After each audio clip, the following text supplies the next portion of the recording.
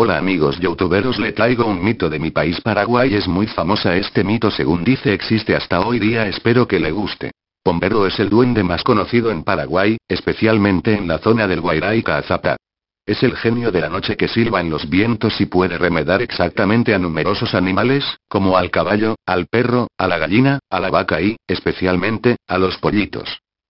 Algunos escritores y estudiosos paraguayos como Darío Gómez Serrato, Gumercindo Ayala Aquino, Mauricio Cardozo Ocampo, Pedro II y otros, llegaron a afirmar públicamente la existencia real del pombero.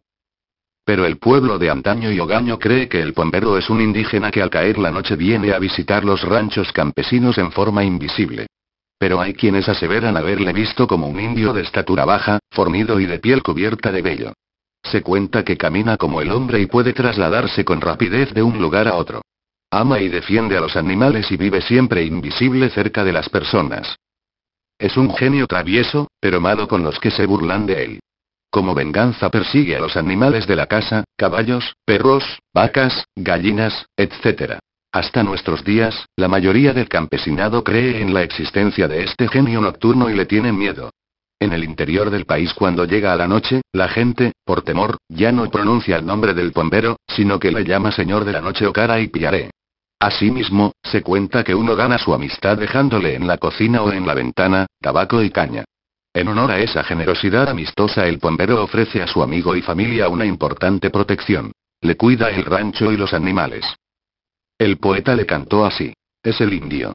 ¿Es el pombero a quien llama Guaycuru, que se viste del follaje de las selvas y el plumaje del ñandú?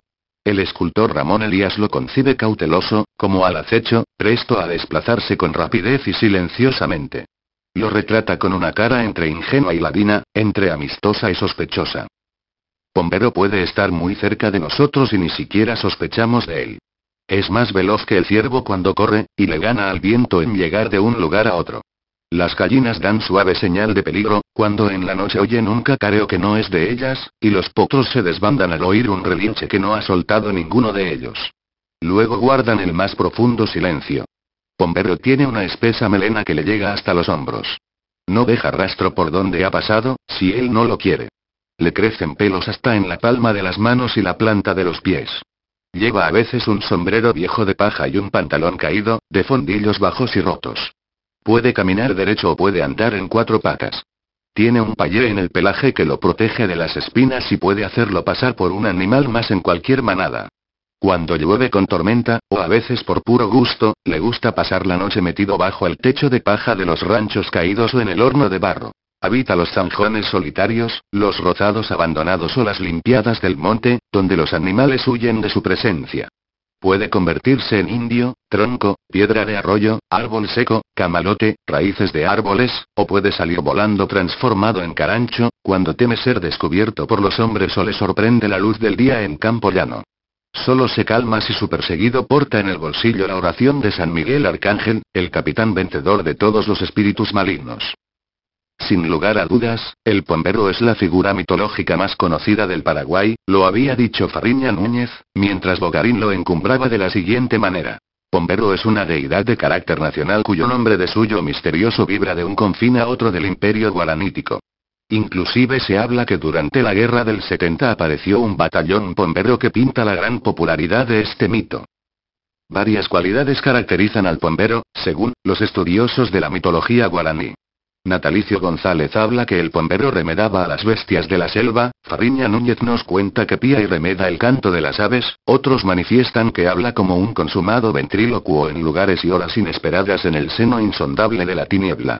En cuanto a sus poderes sobrenaturales, los ya citados expresan que se metamorfosea en tronco o camalote y que adquiere forma humana, de animal o de planta.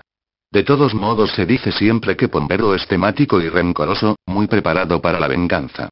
En su dieta diaria le apasionan los huevos frescos, la miel silvestre, el tabaco negro y buena caña. Cuando trajina el pombero en la noche, los perros anuncian su llegada con desgarradores aullidos. Según los estudiosos, pombero significa agazapado. No olviden darle pulgar arriba y suscríbanse y por supuesto comente por favor xd.